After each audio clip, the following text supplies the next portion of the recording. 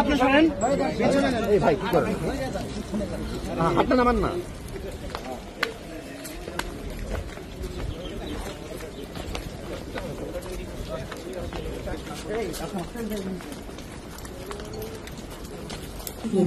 যুব সমাবেশ 2025 অনুষ্ঠানে আমাদের সাথে আছেন গণপ্রজাতন্ত্রী বাংলাদেশ সরকারের যুব ও ক্রীড়া মন্ত্রণালয় এবং স্থানীয় সরকার হিসেবে অবস্থান করবেন গণপ্রজাতন্ত্রী বাংলাদেশ সরকারের অত্র প্রতিষ্ঠানের কর্ণধার ডক্টর মোহাম্মদ বশিরুল আলম স্যার।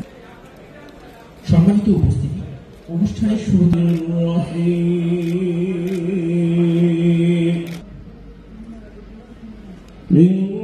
মহান রব্বুল আলামিনের পক্ষ থেকে ফরমাচ্ছি মানব সম্প্রদায় gita shasmino kunyo borjo tapnamo gita dhaneshilasha pranayasha নবসন্তি কামনি পুণ্য জন্ম ওম শান্তি জগতের সকল মানুষ শান্তি লাভ করে। নমস্কার, ধন্যবাদ। যুব সমাবেশ 2025 গভীর শ্রদ্ধায় স্মরণ করছে জুলাই 2024 গণনিরাপত্তা পালন করার জন্য উপস্থিত সকলকে বিনীত অনুরোধ করছি স্ব অবস্থানে দাঁড়িয়ে এক মিনিট নিয়ম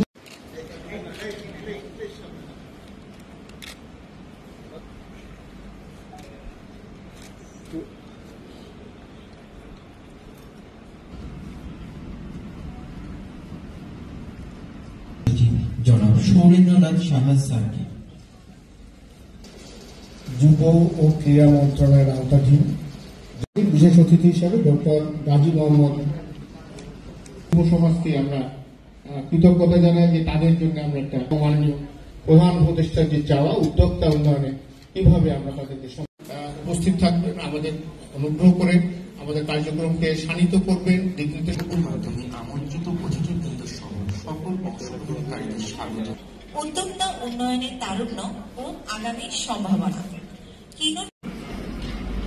আমি আজকের এই আলোচনায় আমার উপস্থাপনায় যে বিষয়গুলো আপনাদের সামনে উপস্থাপন করতে যাব, দেশের বেকারত্ব পরিস্থিতি নিয়ে খানিকটা আলোকপাত করার চেষ্টা করব।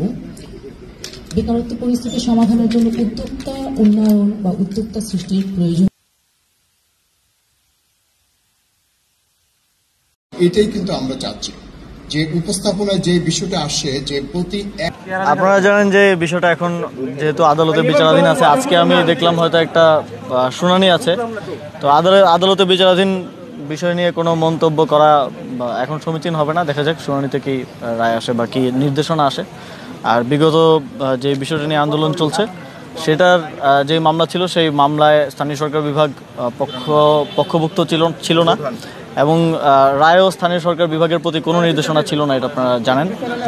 এবং যেহেতু নানা ধরনের আইনি জটিলতা তৈরি হয়েছে, ম্যাচ সংক্রান্ত জটিলতা তৈরি হয়েছে, এই জটিলতাগুলো নিরসনে আমরা আইন মন্ত্রণালয়ের মতামত চেয়েছি এবং আমরা জানতে পেরেছি যেহেতু একটা রিট পিটিশন হয়েছে, আমরা লিগ্যাল নোটিশও পেয়েছি এবং ওই রিট পিটিশনের শুনানি হয়তো আজকে হওয়ার কথা।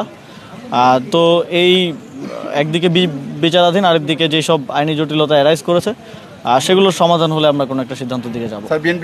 যখন সরকার কাজ করে, সরকার একটা বডি হিসেবে কাজ করে, কেউ ব্যক্তিগতভাবে এখানে কোনো সিদ্ধান্ত নেওয়ার বা করার সুযোগ নেই। বিশেষ করে এই ধরনের বড় ডিসিশন একা ব্যক্তি হিসেবে আমি নিচ্ছি এটা ভাবার কোনো কারণ নেই। আর যেহেতু এখানে আইনি জটিলতা আছে এবং এখানে আদালতে বিচারাধীন বিষয় আছে, এখানে আমাকে ব্যক্তিগতভাবে আক্রমণ করে তো আসলে লাভ নেই। আপনার আদালতের যেই আইনি লড়াই সেটা লড়তে হবে এবং যে জটিলতাগুলো আছে সেই সংক্রান্ত আমরা আইন মন্ত্রণালয়ের মতামত চেয়েছি। আইন মন্ত্রণালয় যেহেতু এক্ষেত্রে বিশেষজ্ঞ, তাদের মতামতের ভিত্তিতে হয়তো আমরা একটা সিদ্ধান্তে পৌঁছাতে পারবো। অর্থাৎ আদালত যে রায় দিবে